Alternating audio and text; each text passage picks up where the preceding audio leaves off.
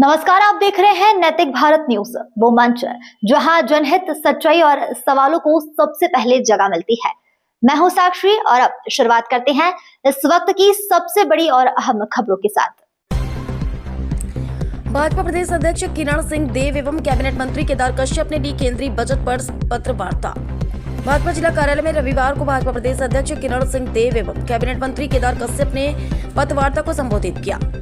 भाजपा प्रदेश अध्यक्ष किरण देव ने बजट प्रस्ताव के प्रावधानों की चर्चा करते हुए कहा कि इस बजट में सरकार ने मुख्य रूप से कर सुधारों, विनिर्माण और तकनीक पर जोर दिया है। कैबिनेट मंत्री केदार कश्यप ने कहा कि केंद्रीय बजट में समाज के विभिन्न वर्गों, महिलाओं, युवाओं और वंचित समुदाय के लिए व्यापक नीतियां और वित्तीय आवंटन का प्रावधान है। पत्रवार्ता में भाजपा जिलाध्यक्ष वेद प्रकाश पांडे, पूर्व विधायक डॉक्टर सुभाव कश्यप, महापौर संजय पांडे, सुधीर पांडे, श्रीनिवास मिश्रा, आर्येंद्र आर्य, रजनीश पाणिग्रही, परेश बेसरा, प्रकाश झा, अविनाश श्रीवास्तव शामिल रहे। बजट आम जनता का नहीं है, इसके कारण शेयर धराशायी। देखिए, जो बजट है वो आम जनता का है और निश्चित तौर पे पिछले 12 वर्षों में देश के यशस्वी प्रधानमंत्री माननीय नरेंद्र मोदी जी के नेतृत्व में लगातार हम भारत ने जो उत्तरोत्तर प्रगति की है। 2014 तक जो 11वें नंबर पे था हम जीएसडीपी, आज वो चौथे नंबर पे आ गया है और आने वाले समय में इसको हम दुनिया का सबसे तीव्र गति से ग्रोथ करने वाला, ये हमारा क्या कहते हैं, आर्थिक दृष्टि से मजबूत राष्ट्र बनेगा। इसके लिए माननीय प्रधानमंत्री नरेंद्र मोदी जी काम कर रहे हैं और उसी के परिप्रेक्ष्य में विजन 2047 तक का जो ये विजन रखा गया है, विकासशील भारत से विकसित भारत का जो संकल्प उन्होंने दिया है, उसके दिशा में आगे बढ़ रहे हैं और उसकी पीड़ा आज कांग्रेसियों को हो रही है। कांग्रेसी ये पहले बताएं कि उनकी सरकार में जो चाहे रक्षा का बजट हो, चाहे रेलवे का बजट हो, चाहे किसानों का बजट हो, वो मात्र 29-30 हजार करोड़ तक ही सीमित हुआ करता था। आज 1.5 लाख करोड़ से 3 लाख करोड़ तक से ऊपर एक कहते हैं विभाग का बजट पहुंच चुका है।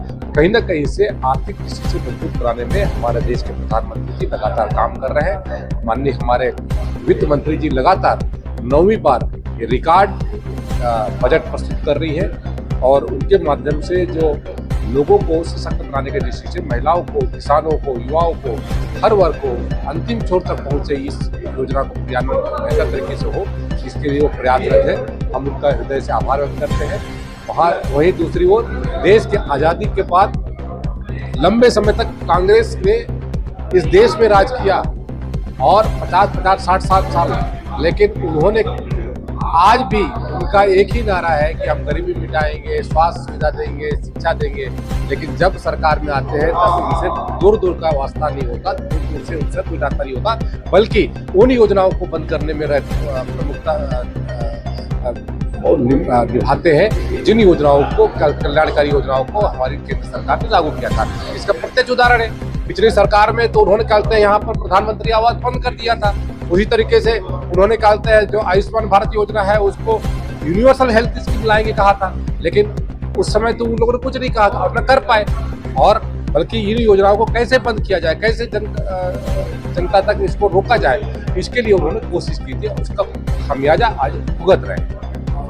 अभिवादन है, बहुत बहुत अभिनंदन है आदरणीय केंद्रीय वित्त मंत्री आदरणीय निर्मला सीतारमण जी का, और बहुत ही विकास उन्मुखी बजट है। सभी क्षेत्रों का इसमें ध्यान दिया गया है। आदरणीय प्रधानमंत्री मोदी जी की जो परिकल्पना है 2047 तक हमारा यह देश और पूर्ण रूप से विकसित हो, ऐसे कई प्रावधान इस बजट में किए गए हैं। स्वास्थ्य के क्षेत्र में, शिक्षा के क्षेत्र में, युवाओं की दृष्टि से, हमारी मातृशक्ति महिलाओं की दृष्टि से उनको संबल प्रदान करने की दृष्टि से, हमारे रेलवे का जो कॉरिडोर है उसको दृष्टि से, कुछ ऐसी चीजें हैं जो दैनिक उपयोग की चीजें हैं, मोबाइल है, ईवी बैटरीज हैं और चमड़े के सामान, जितने भी चमड़े से निर्मित सामान हो, चाहे वो जूते हो, चाहे वो बैग्स हो, चाहे वो बेल्ट हो, पर्स हो, ऐसे और भी सामान, दवाइयां हैं जो कैंसर है, शुगर है, इससे के बाद 7 ऐसी गंभीर बीमारियों से जो है उसमें उपयोग में आने वाली दवाइयां जो बहुत महंगी हुआ करती थी, उनको आम आदमी आसानी से खरीद सके, उसका इसमें प्रावधान किया है, सस्ती की गई है, कोई नया टैक्स नहीं है। आपके पिछले जो बजट को आप अगर देखेंगे तो पिछले बजट से बेहतर इसमें और क्या किया जा सकता है, इसको प्रावधानित किया गया है इस तरीके से। और कांग्रेस की तुलना में अगर आज हम देखें तो कांग्रेस की सरकार की तुलना में सभी क्षेत्रों में, शिक्षा में, स्वास्थ्य में, युवाओं के लिए, महिलाओं के लिए, किसानों के लिए विशेषकर जो मैं फोकस करके बोलूंगा, ऐसे 20% से अधिक प्रावधानित राशि का, करोड़ का प्रावधान और बजट में लगातार किया जा रहा है। मैं बहुत बहुत बधाई देता हूँ, बहुत अभिनंदन करता हूँ कि सभी सेक्टरों को शामिल करते हुए पूरब से लेकर पश्चिम तक, उत्तर से लेकर दक्षिण तक, ऐसे सभी क्षेत्रों को, ऐसे कई हमारे आयुर्वेदिक महाविद्यालय, आयुर्वेदिक क्षेत्र में चिकित्सालय 3 नए बनाने के लिए, हमारी महिलाओं के लिए, और शी-मार्ट, ऐसे शी-मार्ट का निर्माण होगा हमारे प्रत्येक जिले में। और हमारी बहनों के लिए छात्रावास, महिलाओं के लिए छात्रावास का निर्णय इसमें लिया गया है। ये अद्भुत है। और आदरणीय निर्मला सीतारमण जी के द्वारा प्रस्तुत किए गए इस बजट में मोदी जी के आत्मनिर्भर भारत से लेकर स्वावलंबन और विकसित भारत विजन डॉक्यूमेंट 2047 निश्चित रूप से परिलक्षित होता है। मैं बहुत बहुत अभिनंदन करता हूं इस बहुत ही ऐतिहासिक, बहुत अच्छे बजट के लिए उनको बधाई देता हूं। और आप सभी और इंटरेक्शन के पत्रकार बंधुओं का मैं हार्दिक अभिनंदन करता हूँ, स्वागत करता हूँ इस पत्रवार्ता में। हमारे मंत्री आदरणीय महापौर भाई संजय पाटिल, हमारे बैंक के अध्यक्ष माननीय श्री श्रीनिवास, आदरणीय डॉक्टर सुब्रमण्यम कश्यप जी, महामंत्री द्वय रंजीत जी और मनीष मिश्रा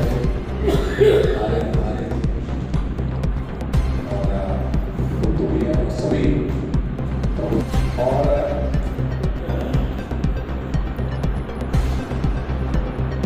वित्त मंत्री के रूप में आदरणीय निर्मला सीतारमण जी का 9वां बजट। और जैसा कि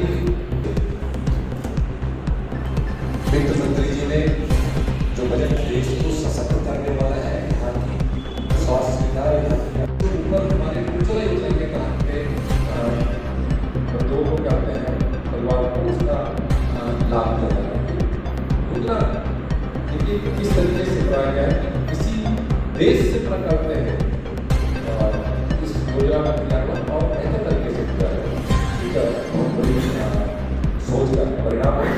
और निश्चित तौर पर ये बजट का प्रावधान किया गया है। इस बजट के माध्यम से हमारे चाहे ST वर्ग हो, चाहे SC वर्ग हो, चाहे OBC वर्ग हो, चाहे किसान हो, चाहे महिला हो, चाहे युवा हो, सबके लिए इसमें प्रावधान किया गया है। निश्चित तौर पर इसके अपने देश के यशस्वी प्रधानमंत्री जी का और हमारे